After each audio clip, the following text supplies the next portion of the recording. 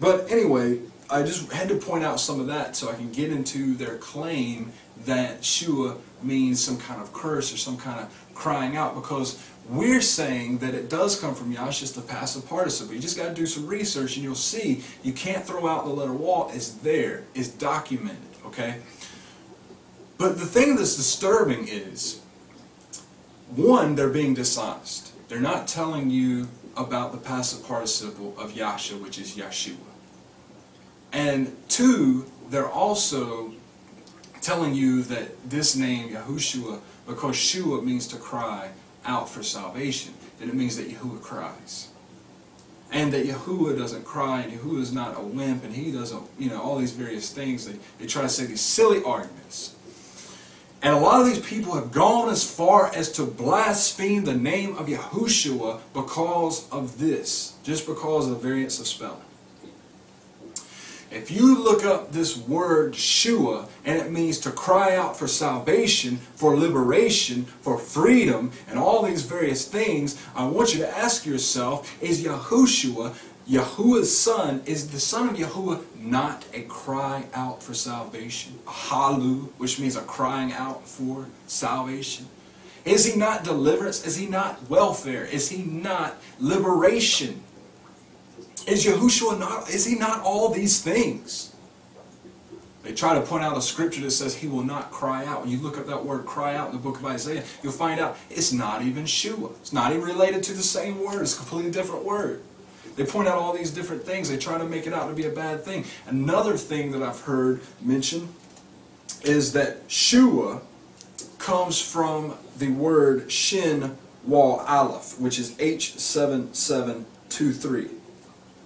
If you look up this word Shua, it appears in the book of Exodus chapter 20, where Yahuwah says, I will not leave the one guiltless who brings my name to nothing or vanity. That word is Shua, or the Strong's Concordance says it's pronounced Shaw, Shinwal Aleph. But the argument is it's related to the name of the word Shua, Shinwal Ayin. Okay, that's what they're saying.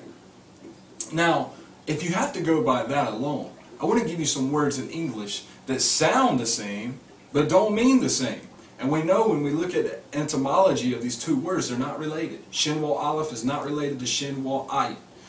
But anyway, in English, for instance, if I say, I want to go over there, implying a direction, notice the word there, opposed to if someone owns something, I will say it is theirs. Or if someone is doing something with someone else, I will say their, as in they are. The word for can mean I'm doing something for someone. It can also mean the number 4. There are 3 variations of the word to. You can have too much of something. You can go to the store, and you can buy 2 things from the store, a number. So just because words look the same, sound the same, does not mean that they are related in etymology. And you'll also notice that these people who tell you this about the word Shua, a lot of them are very dishonest. They'll tell you that word is Shinwal Ayin. If you look it up in the Tanakh, it's definitely Shinwal Aleph. It's a completely different word. And something else that these people fail to mention is Shah is a Hebrew word. It's spelled Shin, Ayin, Ayin, and it means to look upon, please, or fondle. Now, I'm not going to use that as part of why not to say Yahusha, because I am not going to be dishonest like these people are. But I want to point out that they're being very dishonest. They're not mentioning these things. You're leaving out certain pieces and adding to certain pieces. And if Shua means vanity or nothingness, then we have some pretty big problems in Scripture. One is the name Abi Shua, which is spelled Aleph Beit Yad Shin Wal Ayin. Notice the Shin Wal Ayin on the end. You look it up. It's the Strong's Concordance H50, and it means my Father is welfare, my Father is salvation, and all these things. And it's the son of Phinehas, the grandson of Aaron.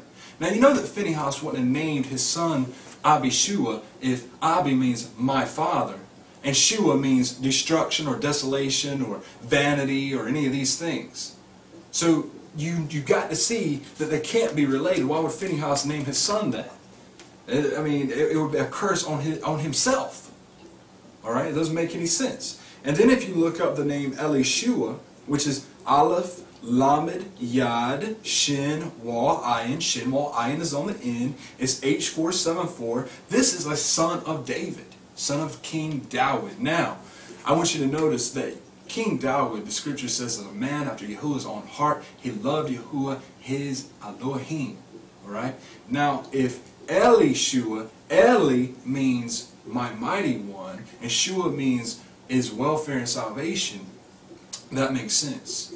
Because we know that King David loved Yahuwah, and he would have named his son something that meant glory to his El, his mighty one, Yahuwah. Alright? But if Shua means what these people say with their misinformation, that it means vanity and destruction and desolation, then King David, when he named his son Elishua, he was cursing Yahuwah. Now how in the world could he have a heart that was after Yahuwah if he was cursing Yahuwah that way? So you have to use proper dividing of the scriptures and looking at these things completely.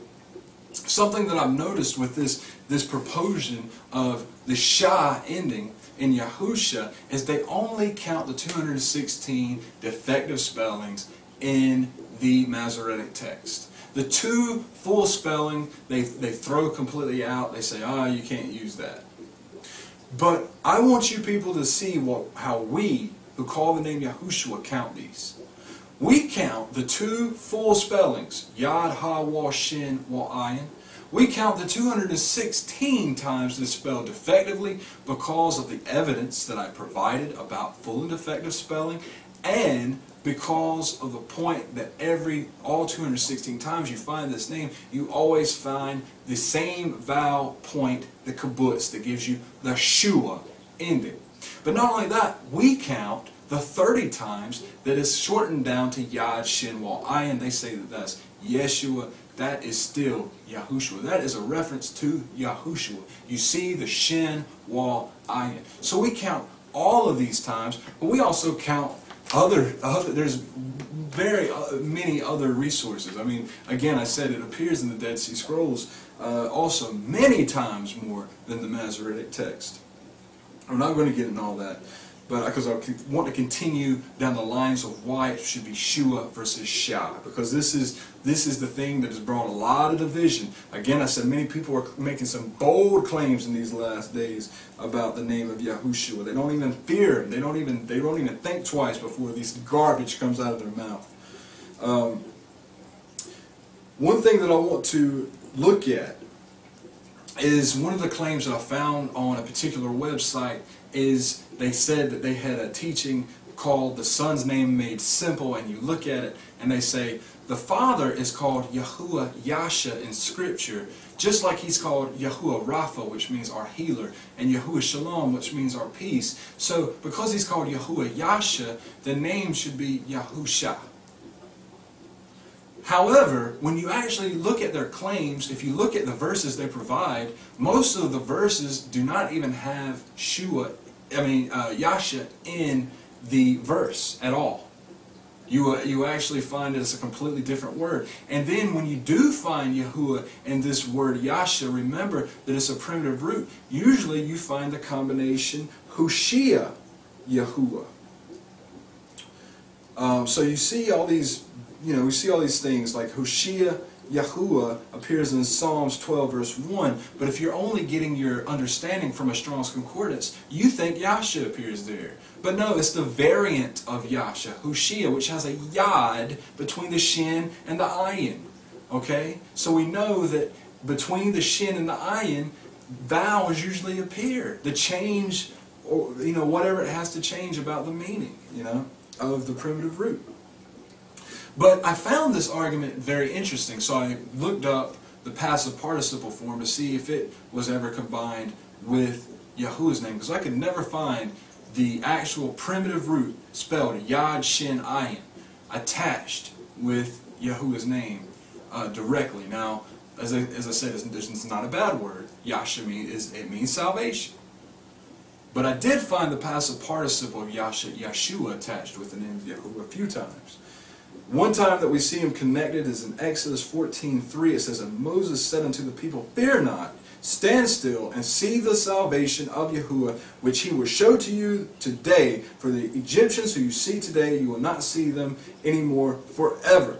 Now when he says stand still, you'll see the salvation of Yahuwah, what actually appears in the original Masoretic text is Aleph Taw, which is a reference to Yahushua, because in the book of Revelation he says he is the Aleph Taw. I know you've heard it said Alpha and Omega, but that's Greek. Yahushua spoke Hebrew. The first and last letter is Aleph and Taw. Yahuwah calls himself Aleph Taw in the Tanakh. So this is a reference to the Son and a reference to Yahuwah, Aleph Taw. It says Aleph Taw, Yeshuat, which is the plural form, meaning salvations, and then Yahuwah. So Aleph Taw, Yeshuat, Yahuwah. And we see that this is a picture of the Son, that this day they would see the salvation of Yahuwah.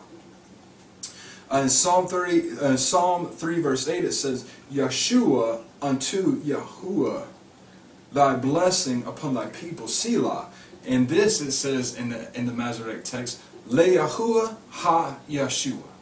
So it's saying to Yahuwah, La Yahuwah, the salvation. So here we see the combination again. Psalm 116:13. This is a beautiful verse. It says, I will take the cup of Yeshua and call upon the name of Yahuwah. This is a beautiful word play showing the connection of Yahuwah and Yeshua, which together is Yahushua. Here's some verses from the Tanakh which are echoed in the New Testament.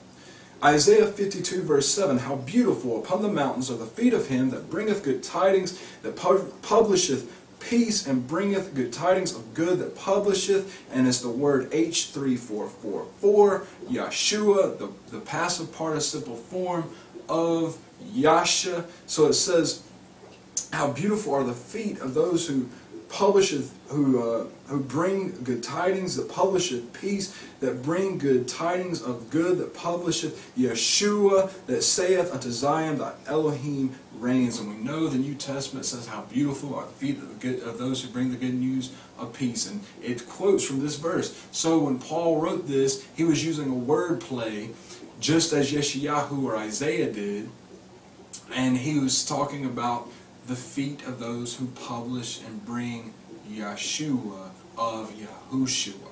Okay?